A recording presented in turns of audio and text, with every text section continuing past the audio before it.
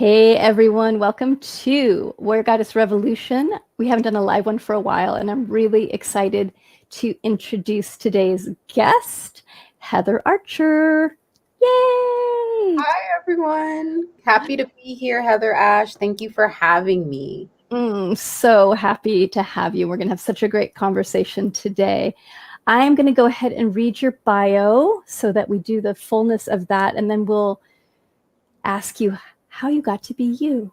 Okay. Heather Archer is a well-being consultant, sound healer, writer, and speaker who has 15 years of experience of cultivating healing-centered approaches for institutions geared towards social good. Her work incorporates somatic and growth mindset strategies for recovering perfectionists to thrive at work. Yay. Her healing practice includes a mixture of sound healing, Reiki, reflective journaling, mindfulness, and chakra alignment.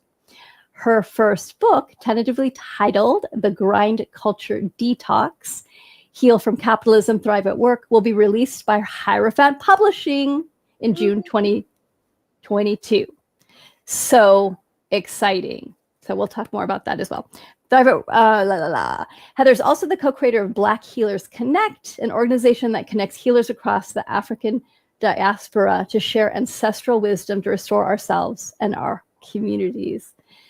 Heather, we were just talking right before the podcast started of this feeling sense of excitement about getting to know each other and being Ink Sisters. So Don Miguel Ruiz Jr. and I always call each other Ink Sister and Ink Brother. So welcome to the Hierophant family. And I'm so excited to learn more about you and about especially Grind Culture Detox. So share, how did you become who you are? Oh, my goodness. A small question. The question I've been really pondering for the past year in particular. Well, I will definitely say it really just started with remembering who I am. I will say that because I just, particularly around like the pandemic, when it first began, I really just started to reclaim my power. And a lot of that meant going back into my inner child. And I grew up in what you would call like a very traumatized environment. So, the whole laundry list, whether that's like living in poverty, having family members with a history of addiction, family separation, also just kind of like growing up, a lot of times being the only Black person in different spaces, and just all of the things I did to kind of contort and bend myself to fit into this version of Heather that I thought I needed to be. And a lot of that showed up with like perfectionism, and just always, just never feeling like I was enough. And so overcompensating for that feeling of lack. And so a lot of times that manifested in my work. And so being somebody who I've always been interested in healing and helping folks. But what I noticed is that it's something I poured myself into at my detriment, to the point of where I wasn't able to fully sustain myself and make healthy choices so that I could show up as the best person that I could be. And so I think it was just the process of unlearning and excavating. I like to tell people that my healing work started as an educator. I didn't know it at the time. It's only been fairly recently that I've decided to say that I'm a healer. But it started with my work in education and just consciousness raising and getting folks to really just see that another way is possible. And to do that I did that a lot of times through academia and social justice work. And then realized one day, like, I'm sick of talking about the problems all the time, and I'm ready to embody the solution. And so that's kind of where my healing journey began. A lot of my consciousness shift also happened in motherhood, like when I was pregnant with my son, Cole. And that high-performing perfectionist couldn't be that high-performing perfectionist while I was pregnant and needed to care for my body.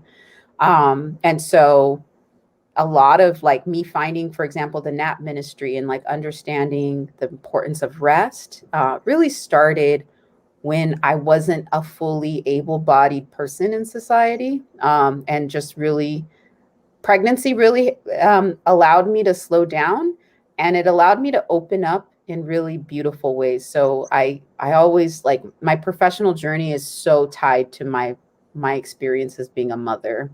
They've kind of like shared this symbiotic relationship. That's that's a part of it. One thread of a big Right. tapestry. Yes, yes. And it's so true that I think one of the things that most of us struggle with, and I've seen this especially as women, is perfectionism. That there's that overcompensation that you talked about. And it's almost like we build this wall around us that I'll be safe, I'll be liked, I'll be okay if I can appear this way. Mm-hmm. And it's so damaging. Mm-hmm. Yeah. And a lot of times it's a response to feel like we can be productive members of society, whatever that looks like. And just also understanding how it blocks our creative power a lot of times, that wall that we create. I'd love productive member of society. Doesn't it make me want to kind of throw up now? Like before I was like, because I definitely had, my value was tied to what I produced, what I created, how I appeared in the world. And the unraveling of that was so deep. It took such a long time. And I remember when I first was like, I think something's off here around work. For me, it was like I had a thriving organization. I was teaching. I'd written my first book. Everything was supposed to be great. And I was completely burnt out, and my staff was frustrated, and there was a lot of tension in my organization. And I was like, okay, wait, something's not right. Mm-hmm. And it's probably been 15 years just of that unravel. And so for yourself, what were some of your guideposts along your journey of realizing, oh, I want to do this differently? Mm-hmm. Yeah, I can speak to that. And I see a lot of similarities in our stories. I was coordinating a youth camp in 2019. And I write about this in my book. It was definitely a moment of revelation. I had my 6-month-old son with me. It was a very intensive camp for African American youth, in high school age African American youth, and it was a 5-day camp. It was all about it was all about being healing centered, like raising racial consciousness among African American youth, exposing them to different healing modalities, and really getting them to get in touch with their higher selves and their ancestry. And at the same time, the structure of the camp and the way in which staff like work practices were, it was atrocious looking back. I remember working 16 hours straight and breastfeeding, not eating, because that's a trauma response I have a lot of times. If I get really stressed out, I stop wanting to like have food. And I just remember that was the moment when I was like, oh my gosh, if I don't stop myself, no one else is going to do it for me. If I don't take the reins and create my own boundaries, then it won't happen. And I remember like right after that camp, I, probably for the first time ever, I took 1 week off. No, I said like, no, don't call me about work. I'm not available.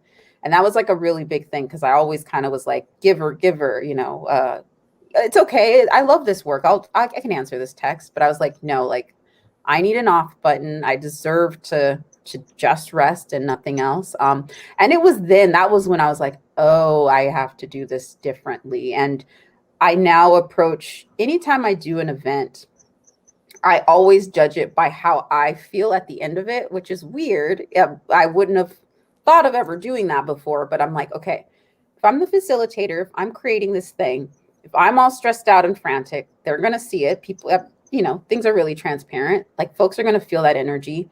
So like, let me really focus on creating an architecture where I'm able to not only care for the folks who attend my events or whatever I'm doing, but that I'm able to create a container to care for myself in the process. So we're creating this community of care.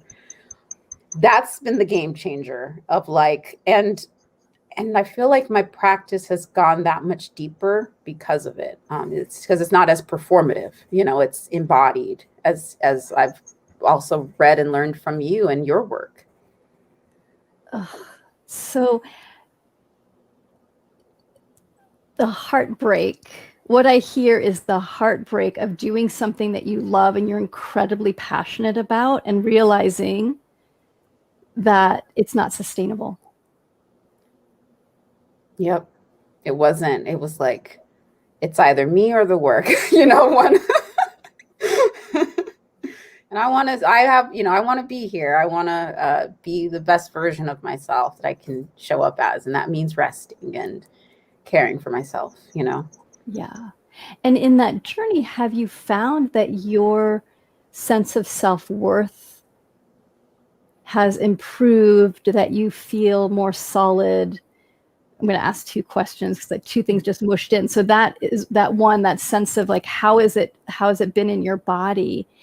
And do you also find that the temptation to go back into that busyness?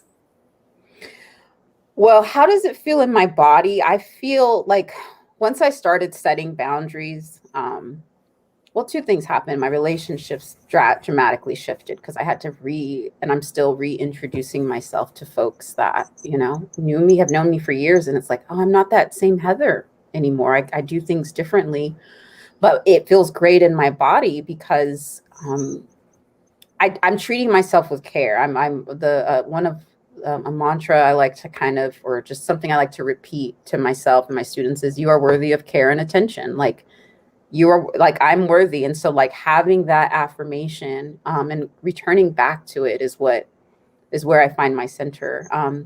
And at the same time, the work that I do around detoxing from grind culture, I do it from a harm reduction approach, understanding that we live in a society that kind of sometimes encourages us to be addicted to things and to be addicted to frenzy, to be addicted to devices, all those things. And we're not perfect. So we're not here to be like, I'm not here to be this, I'm this symbol of work-life balance, right? And if you just follow me, you will have that too. I like to tell people straight off, I'm not your guru. I've been harmed and I'm healing from grind culture every single day. Here are some practices that I've learned that are helping me in the process. And um, there's going to be ebbs and flows. And so just knowing that you can always return back to the center with some of these core practices to kind of get you back in alignment. Yeah, that's helped me, and that's taken off like some of the weight of like perfectionism. Like, I have to be this like model exemplar of well-being, which I think as dangerous too. And so I've been pushing back on that, just not only internally, but externally with my communication. And that's been a game changer. It's an important piece because I do think that sometimes when we write a book or when we have a process that we're working with ourselves, people suddenly are like, oh, you've got it figured out. Great. And the temptation to then step into that new form of perfectionism Mm-hmm. is very strong because people want that. People want us like, oh, okay, it's attainable. Heather's done it, then I can do it completely in my life. But it's another false layer of, if you just do follow these 10 steps and do it right, then you'll always be balanced. And life doesn't work that way. Yeah. Yeah, it doesn't. And yeah, that's something, the whole guru culture and kind of pushing back against that. That's a newer thing. And that kind of has gone into like, that's emerged from the work I've been doing with like accessing my higher or expanded self of like, okay, I don't need to look outwardly for it. Like if I believe in intuition, if I believe in a higher source, then that's something I can access whenever, wherever. And it's about me becoming a vessel so that I can, because we live in a society where people will tell you what you should do, and they'll say, nope, you should do this. You should, and you could easily just listen. And then you realize, oh, wait, I lost myself. When did I lose myself? And it can be really subtle. Right. Yeah. Yeah. How did you come up with the word grind culture detox? Like that detox, what's such a great idea, because it's also detox. You don't necessarily feel better when you first start detoxing. Yes. Okay. So grind culture. I first heard about grind culture through Trisha Hersey's work with the NAP ministry. Then I started like researching it and just been like, oh, okay. Because I thought she created it. And I was like, oh, but then I realized like, oh no, this has been a term that's been around for a while. And like either grind culture or hustle culture is another thing people are referring to it to, or a toxic productivity. That's another framework. And then I started looking into workism, this concept that Western society in particular, we have this like religious fervor around work and, it developing our identity, just thinking about at what age did you start hearing like, what do you want to be when you grow up? Like immediately it's like, all right, pick a lane, decide how you're going to produce. So just understanding the culture, the climate that we're in was like, whoa, this is big. This is deep. And I think I came up with the term detox. I don't know exactly when it like came into like my consciousness, but what I will say is as I started doing my inner child work, I was uncovering a lot of the ways I've been harmed by addiction, patterns of addiction. So coming from like my father, for example, was addicted to drugs my whole life and wasn't able to be there for me in that way. And then just also having lots of family members also struggle with addiction. And so understanding the disease of it, of like, sometimes you want this thing, like, so it's like, we want workplace well-being. We want to find flow and balance. Like we do want these things. And sometimes the toxins are just so deep that there's more required than the want. It's like also the embodiment, it's the actions. But then also knowing like, yeah, you're right, detox. I didn't actually really think of it in that way until you said it, but it makes so much sense that the detoxification process is actually not easy. And a lot of people don't understand what this is. And I get why they don't understand what this is, because you go through this house of mirrors when you start unpacking grind culture and how you've been impacted by it. Because then you go through, you have to deprogram and kind of get rid of a lot of that conditioning that's everywhere. Folks everywhere have said is the way things are. And it's like, well, but this isn't working. So that's the why behind it. And then also I really want to reach people who, I've always been somebody who's been like really spiritually inclined. And at the same time, like I was a party girl. I liked going to raves. I liked just hanging out. And, I didn't want to always like, I never imagined myself even being able to be in spiritual spaces. Cause I'm like, well, I don't wear those clothes. Like I don't sit on a mountain. Like I don't want to either, And so I kind of wanted to appeal to folks that were there. Like they were like, yeah, I would love to meditate, but like, that's not me. And yeah, I just kind of like it. You don't have to be perfect. You don't have to be this like spiritual symbol. Like you don't have to be a vegan per se or anything. So I kind of wanted to reach the consciousness of folks that were like doing a dance of like, am I on this spiritual path or am I not, kind of thing, and just creating that safe space. Beautiful. And that it's that thing of we're swimming in it. We don't realize how toxic it is. And it really is. It's like swimming in poison, and everybody's swimming in the poison. And so the thought that we can do it in a different way in terms of work and relationship is really foreign. I know it was for me in the beginning, because I'm like, well, I'm running a business. This is how you run a business. And how did I learn how to run a business? Basically by watching my dad run a business that from the outside. And there was no training, there's no support. It's like, you should just know how to do this in a way. And I think also that for people that are in businesses, like I had the kind of weird thing where I worked for other people for a long time and worked for different organizations. So I also got to see like how people ran their business. And there's always stress. There was always worry. There was always this sense of rush and push. And so, of course, I just brought that when I started, the community started growing and where I started bringing in other people to help, that thread of push and force and grind just got built in. And there wasn't an idea that there could be anything different. And I think it's fascinating, like in my organization now, all of my team knows that they can take time off, that they can rest. I know that. And yet we still, someone will be like, I'm having a really bad day. I'm so sorry. I'm going to take some time off. Or we'll all realize that we are creating a deadline that doesn't actually need to be there. And even in a supportive environment, it's hard.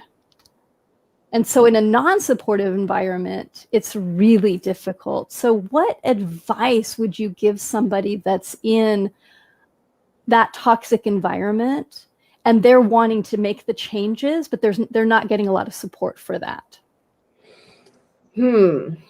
So I would say it depends on what positionality that person has at work. Because I also understand that power and privilege is real, right? So like the grind culture detox will look different depending upon the sort of job that you have. Like, for example, if you have to go into the office every day as opposed to work from home, like these kinds of things.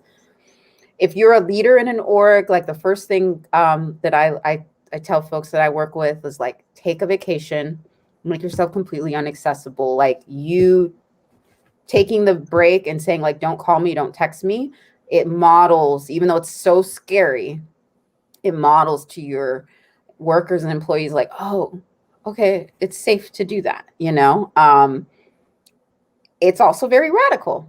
It's weird. And it's also, some people think it's rude and, all that kind of stuff. But power and positionality, if you're a leader, you can take that bigger risk. Now, if you are somebody who, has a little bit less autonomy, then I would say it's those, a really not easy, but a practical thing to do is the way you calendar. So like if you're working, and this, I'm going to use an example of working from home, but like, let's say that you do a lot of Zooms and stuff, is to like overestimate the amount of time it'll take. So like, let's say you really are supposed to be on this meeting for like 60 minutes, put in your calendar for 90 so that you're not immediately going to the next. And then I would even take it, it depends on how much autonomy you have, but I might take it a step further because a lot of times meetings still run over and you still end up, oh, I have to get on this next thing. I didn't go to the bathroom, I didn't eat, or, those sorts of things. So I would even put in after that 90 minutes, like a 30 minutes of padding time just to catch up on because we still have to write emails. We still have to do human things. And so it just provides a little bit more ease and flow for that. But you kind of have to lie to yourself to do it because you have to be like, okay, this is an hour meeting, but no, it's 90 minutes.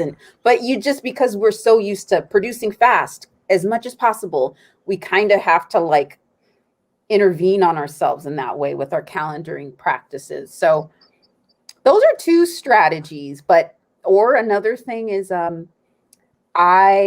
once again, my positionality was different. I would start each meeting with grounding. Like if you're in a meeting with Heather, the first 5 minutes we're grounding, we're doing some kind of a personal thing. And I found that it created this safe space for folks like, oh, I know when I'm in a meeting with you, I can pause, but it's good for me and it's good for them, and we're creating this okay, what could it look like if we grounded at the first 5 minutes of every meeting? Or if we ended, I'd also would end meetings in gratitude, just something to kind of elevate and also to center. But I also was running the meetings. There is also the 4-4-4 breath that you can do at any time. So if you're in school all day, or if you're on a Zoom, or you can always just breathe in for the count of 4, hold for the count of 4, and breathe out of your nose for the count of 4. You could do that I could do that right now, and you wouldn't look weird, right? But it's like, okay, I'm centering, I'm connecting back with my breath. So it's like a more covert way to care for your body and in a moment of grind. So yeah, those are some tips. Super helpful. And I love you differentiating, like, where are you in terms of power and privilege, because of course there's a really big difference between somebody running an organization and somebody working for that organization, and the type of organization that it is. So that's that honesty of where am I, and understanding that even if you're not running the meeting or the organization, that you still have capacity over and over again for self-care. Yes. And that's one of the things I've run into is people think, okay, self-care is I'm going to Bali for a month and unplugging, and then I'll be better when I get back. Then everything will be fine. Because that's something else that's woven into Western culture, especially in the United States, is like, you get a vacation and then you should come back and be better. Mm-hmm. If you get a vacation, though, and yeah, if you that's take true. vacation time off.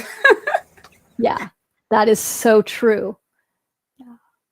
And how often people don't have sick leave and have sick kids that they have to take care of, and just the added stress of not really having time to yourself to catch up. Mm-hmm. Or to slow down. Yeah, I think empowering folks to take sick leave, because there's folks who don't have it, which is criminal. And also there's folks who just have it sitting there and never take it. Never take it. And I think that should be like, no, like, because I know, like, if you're burnt out and if you're not taking your vacation, that's going to actually impact your quality of work and like how you're able to show up. Because I know whenever I do have the luxury of going on vacation, like, that's the amazing thing. I come back, I'm like so inspired, like, you're getting so much more out of me because I rested. Yeah, so the lies that we've been told around productivity is kind of astounding too. And that piece of starting to tell ourselves the truth and being around other people that are speaking the truth like you, and have tools and tips to help guide us. Because I believe it's a lifetime journey of unraveling ourselves, untying ourselves from so many lies, from so much misinformation, from so much harm. Mm-hmm. And that there's really trauma embedded in work. Yeah. All of us bring our own trauma, and there's been so much that's been dehumanized. Yeah. We've been dehumanized in so many ways of like, we want you to be more robots. And I feel like we're in a big paradigm shift around that at work right now as well. Yeah, just because it's not sustainable. I think this pandemic really opened up a lot of folks' eyes to like, at what cost should I be productive? Like, to what end? When does it become not okay? And we got pushed to our limits in a lot of ways around that, and which is terrible. And I think that it's created this opening, because I'm just noticing folks are tired, just tired all the time. And so that means, we're ready for something new. And what would be some of your advice for mamas? So as a mother yourself, finding that balance of taking care of yourself, taking care of your son, taking care of your work, and the household. I mean, there's so many different areas that you're juggling. Yeah. Yeah. Well, boundaries are essential. Just like super, like negotiating, with your partner, like what can you do, and what is like, hey, I can't put this on my plate, so that means like just me understanding that I can't do it all, like it's not possible, and nor should I expect myself to do it all, was a game changer, because I used to always kind of feel like I need to do it all, like my like toxic productivity coming into overdrive, like I need to get an A+ on being the most productive, so I'm going to do everything myself, like knowing like, okay, if I want to be sane, and if I want to be healthy, that I need to negotiate things differently. So just like, for me, that was looking like, okay, um, renegotiating household chore, like what are the household expectations? So then it might be something like delineating with your partner, like literally on these days we need to like split up what the work looks like, and which is hard, right, to set those boundaries. I know I have patterns of codependency. So if you're not used to healthy boundaries, they can feel insulting.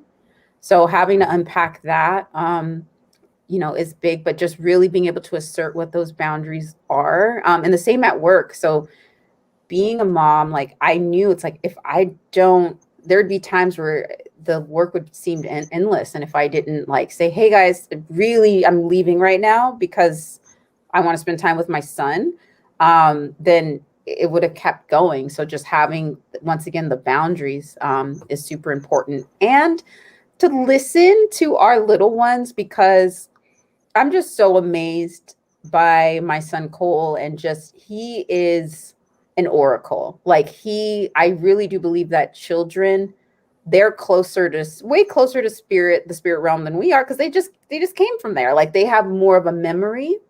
And so much of my healing journey has been, go back to Heather when you were young. Like go back to Heather as a child. What did she want? Because that's my highest purpose. And so taking those sacred pauses to listen to what my son is saying, because he gives me great advice. He's 2.5 years old, but he'll just say, hey, mom, slow down. He was just telling me that yesterday. Slow down. I'm like, okay, all right, you're right, Cole. So yeah, listening and just like, or being attentive, being as present as possible. That's been really helpful. But then also relinquishing perfectionism around like, I'm going to get it right as a mom and be the perfect mom and not traumatize my kid at all. And so that's another thing I had to work against. Being a child of trauma was just being like, that doesn't mean I need to be perfect, right? I need to be more aware, and I need to work on my stuff. But like, I also can't put that rigid form of perfection on myself, because it's going to transfer to him and it's going to cause more trauma.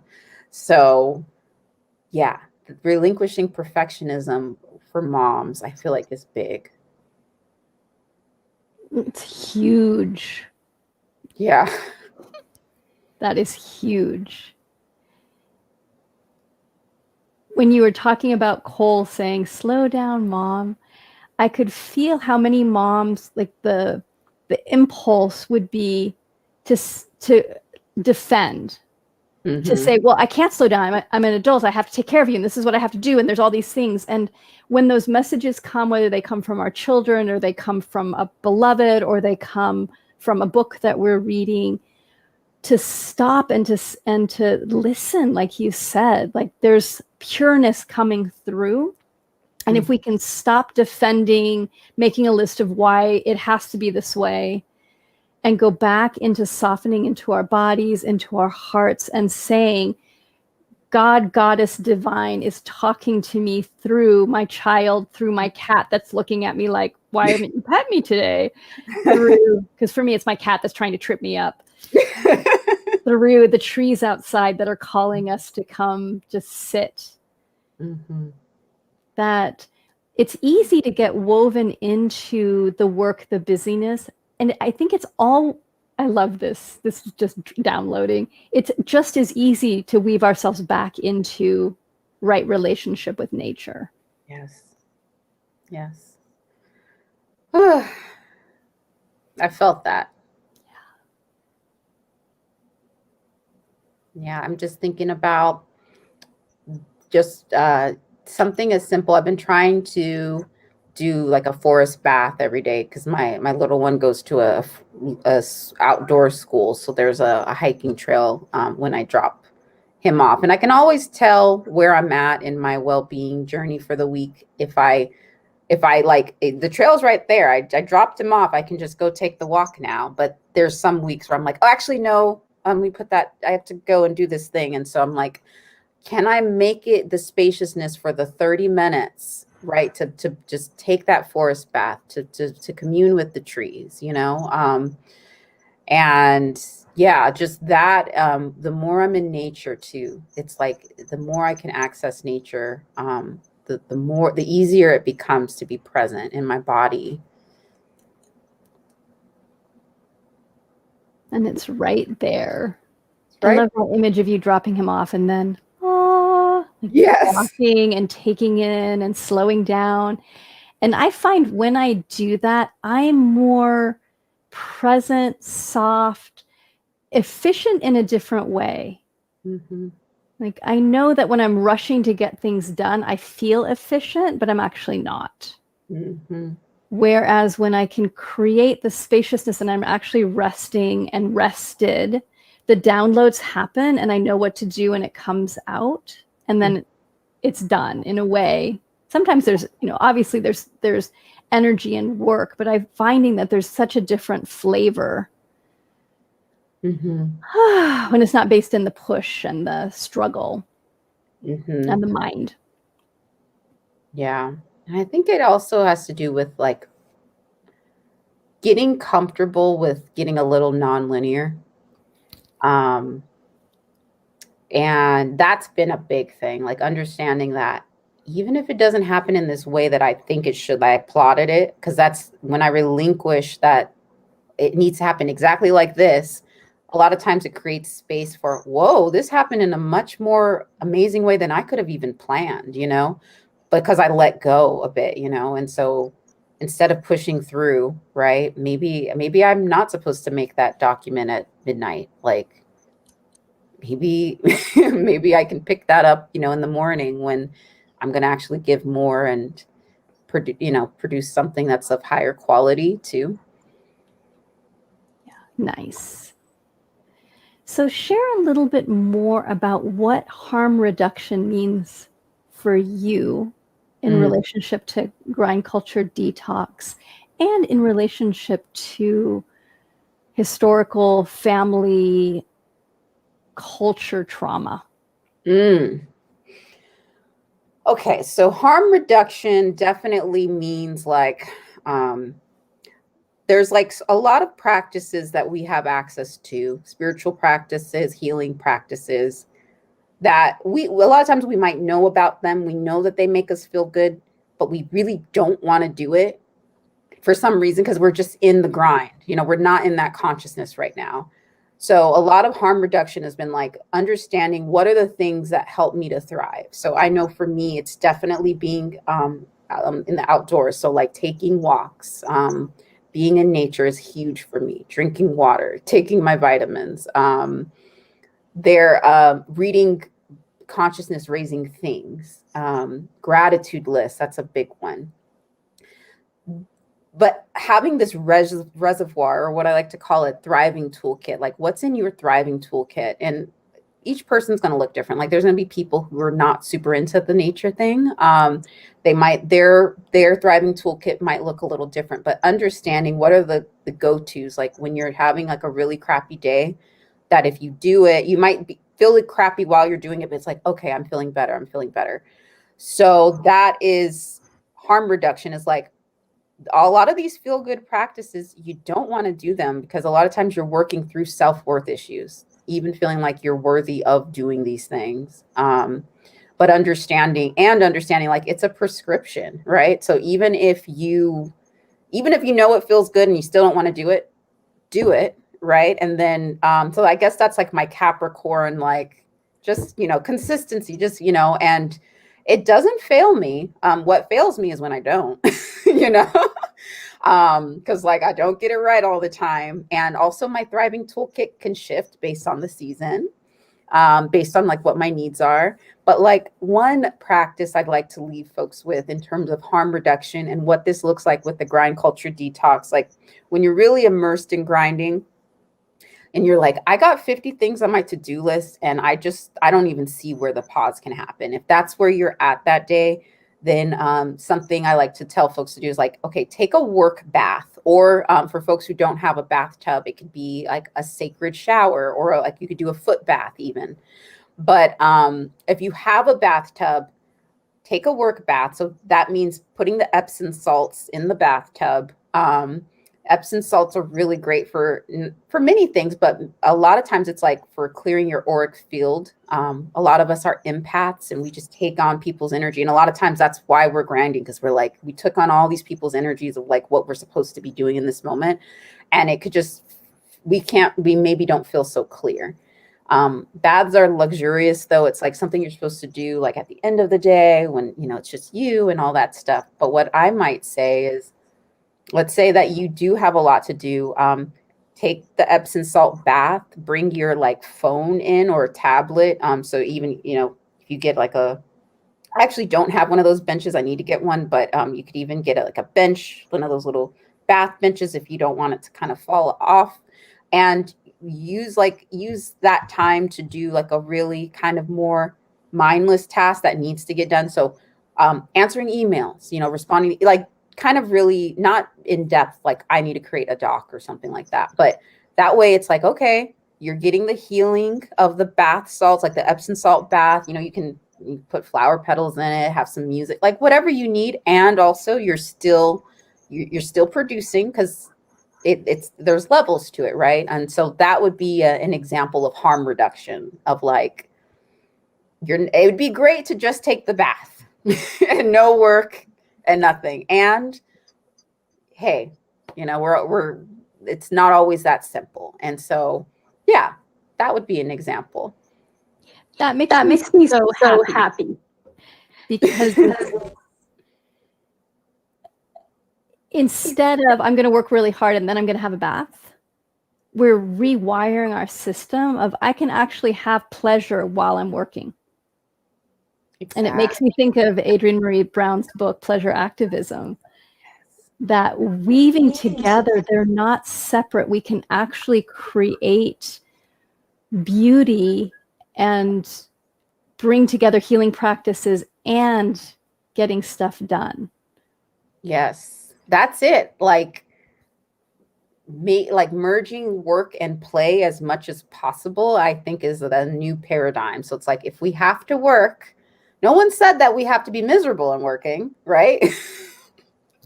We might have some fun. And so, then we can get to the point of like, do we have to, how much do we really have to work and all that stuff? But even changing the nature of what work looks like will be really supportive on that journey of detoxing from grinding. And there's another piece. I know we're going to start closing, but there's another big piece. We're going to have to do another interview. That's just all there is to it. That around doing shadow work, healing the trauma, healing the shadow pieces, so that we can more easily step out of grind culture. Because so often we're in it so deeply because we don't have self-worth, because we're running away from the past, because there's things that we haven't addressed. Mm-hmm.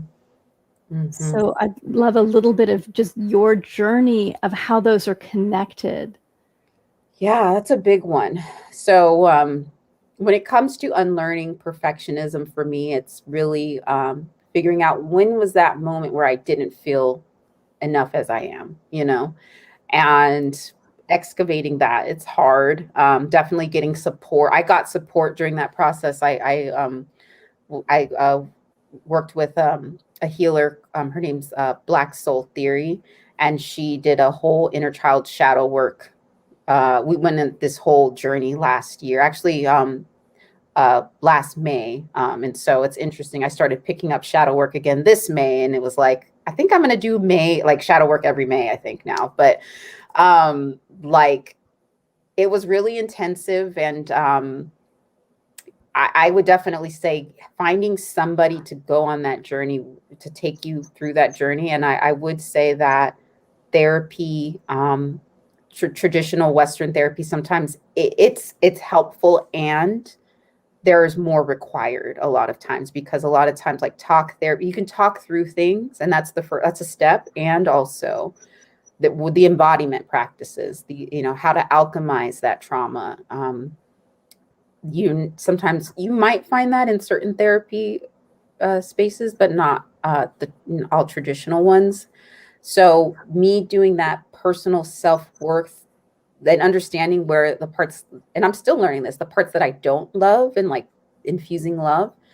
And then on a collective level, grind culture is a shadow of capitalism, right? So if we address grind culture, we're addressing capitalism's shadow. And I like to say, like, I actually I know that we need to reimagine our economic systems, but I'm not of the binary of like it's either capitalism or communism, or capitalism or socialism. I think that we are going to co-create this new economy, and it's going to be a collection of things that either have been done with indigenous groups, or maybe it's still being co-created and cultivated. And I'm excited to see what that is. But before we can co-create and cultivate that new version, or alchemize grind culture, we have to like really look at it like square in the face. And it's from I can't see it outside of an addiction framework. Yeah. So yeah, that's kind of, those are my thoughts on like individual and collective shadow work and how they kind of tie together. It's really helpful. I love, one of the things that I'm totally nerd out about is the individual and the collective, and how there's the interaction and the interdependency, and that we can't do just individual healing, and we can't just focus on the collective, that it's both and. And so understanding, how am I affected as an individual by capitalism? What are the structures of capitalism and the way that we do capitalism, especially in the United States and other places as well? That's not really true, because I think about China, that different political system and the culture on perfectionism in Asia is so fierce. So there's this unwinding that we have the opportunity to do inside of ourselves, to really look at what are the places I don't love, where are the shadows, where are the places I want to push away, and then also to be willing to see where are the shadows in the bigger picture. And that's a beautiful spiritual practice. It's not separate. Sometimes people are, will say to me, well, why are you talking about Indigenous women? Why are you talking about Black communities? It's all one, it's all spiritual. I'm like, yes. And because people have been saying, oh, well, you're creating separation. You're creating more separation by talking about this. I'm like, oh, people, like, I love you. No, we need to look at the shadows. We need to look at the history for the deepest healing to happen. Yes. If we all did our shadow work, even, talk about collective transformation. But yeah, a lot of times that the whole like racial consciousness and relearning and unpacking what we've been taught, it's really scary. I get it, it is really scary. And I think the alternative is scarier, and modern times shows this. So we as human beings, but that's the thing, is like, we all have to atone. We all have our shadow work to do. That's something that none of us, we can't escape that in a human experience, although our shadow work will look different depending upon our positionality and what our personal experiences were. Okay, we are so continuing this conversation. I want to have part 2 of this incredible talk. Yes. So last thoughts, Heather, around what would you like to leave our listeners with for their next step or an inspiration? I would say, like, for your next step,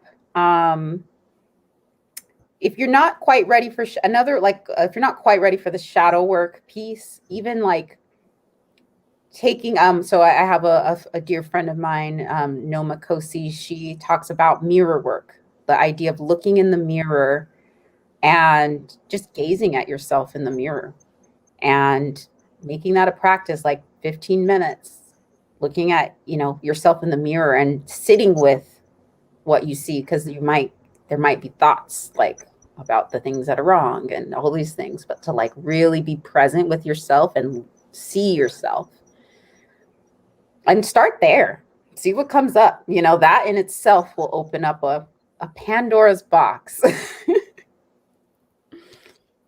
It's a great practice. Yeah. Mirror work. Yeah. Really powerful. And learning to really meet ourselves with love, with presence, and to keep getting out of the way to let the old learnings arise to be released. Mm-hmm. Yeah. And getting support. I can't wait for your book to come out. It's going to be an incredible guide during this time of transition. Just feels like it's perfect timing around what we all need right now. So thank you. I know you're still in the middle of writing the book as we're doing this interview. Go. I just so support you and really thank you for all the personal work that you've done, for the ways that you've used your life as your medicine, and that you're now willing to share that with others. It's such a gift. And thank you, Heather Ash, for creating this space and for saying yes to this work, because you've activated me as you've activated many women and femmes around the world. And I just want to thank you for answering the call and for inviting me. I've had so much fun, and you're such a treasure just to talk to. So thank you so much. Here's to many more conversations and yumminess as we dance and play and explore forward this beautiful coming together of spirit, work, the divine, pleasure, play, all the good stuff. And we're worthy of it. That's the thing too. We're worthy of it. Absolutely. So that's a beautiful prayer to end, is that these words, that this feeling, sense of coming back home to ourselves and slowing down and showing up in our own lives for our lives, that this may go out and benefit many, many people. And you have to wait till June 2022, but then go buy Heather's book. So you can get more information around Heather, thrivingwithheather.com. And I'll put that in the show notes as well. And thanks again so much, Heather, for joining me at Warrior Goddess Revolution. And here's to much more. Yes. Thank you, Heather Ash. Thanks, everyone. Blessings. Excellent.